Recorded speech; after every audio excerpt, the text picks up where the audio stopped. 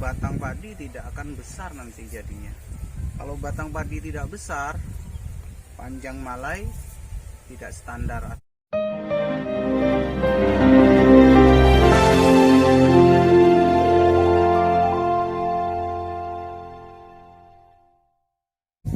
Assalamualaikum warahmatullahi wabarakatuh. Salam satu lumpur petani Indonesia. Sobat-sobat petani yang berbahagia, kembali update perkembangan padi Ciputri di usia 52 HST. Usia 52 ini perkembangan padi sudah semakin tinggi ya. Postur padi sudah tinggi dan anakan-anakan sudah terus berpacu semakin meninggi ya. Catatan yang kami temukan di lokasi kami ini di 52 HST ini adalah pertama adalah ini padi masih, saya pikir masih kurang nutrisi karena daun padi ini dari segi hijaunya ini masih belum begitu pekat ya. Padahal padi ini daunnya agak sangat hijau gitu. Ini karena pada pekan kemarin untuk luasan 300 meter persegi ini kita hanya kasih tidak sampai 50 kilo gitu. Padahal kita standarnya lebih dari itu. Karena lahan di sini lahan berpasir yang sedikit agak tamak terhadap pupuk. Jadi ya, yang terjadi kemudian daunnya masih belum sama dengan padi-padi tetangga ini. Walaupun ya daun ini tidak begitu signifikan pengaruhnya, tapi kan ini indikator bahwa padi ini sedikit mengalami kekurangan dari nutrisi. Pertama, padi ini banyak anakannya. Kalau nutrisinya kurang, maka proses pertumbuhannya juga terkendala. Batang padi tidak akan besar nanti jadinya. Kalau batang padi tidak besar, panjang malai tidak standar, artinya di bawah deskripsi ciri khas padi ini. Kalau di sini dideskripsikan padi ini malainya sampai 30, kalau batangnya kecil ya tidak akan sampai gitu. Karena batang itu satu indikator bahwa padi itu akan potensial mengeluarkan malai yang panjang. Gitu. Jadi ini memang harus disupport ya, dari tabur gitu. Lagi kalau ingin batang-batang padi ini bisa besar, kemudian anakannya bisa naik. Kalau kita cuma support dari pupuk daun, kemudian kita kasih CPT, ya hanya otomatis hanya meninggi saja. Jadi temuan pertama yang kami temukan di 52 HST. Kemudian yang kedua masih ada serangan sundep ini. Ya, ini sundepnya seperti ini. Masih sundep ini, statusnya masih sundep. Di sini ada ulatnya di dalam. Ini padahal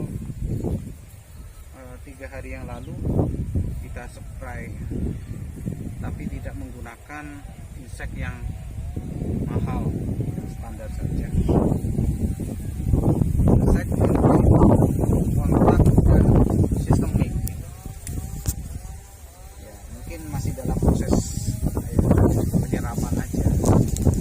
Kalau ini dibiarkan nanti akan jadi, ya tadi saya temukan di pinggir ada jadi nanti keluar malainya warnanya putih. Bukan karakter padinya yang warnanya putih, tapi karena itu bakal batang sudah terserang ulat, dimakan ulat sehingga kemudian menjadi putih dan akhirnya layu. Kemudian yang saya temukan masih adanya gulma ini ya. Ini jawan ini, padi-padian.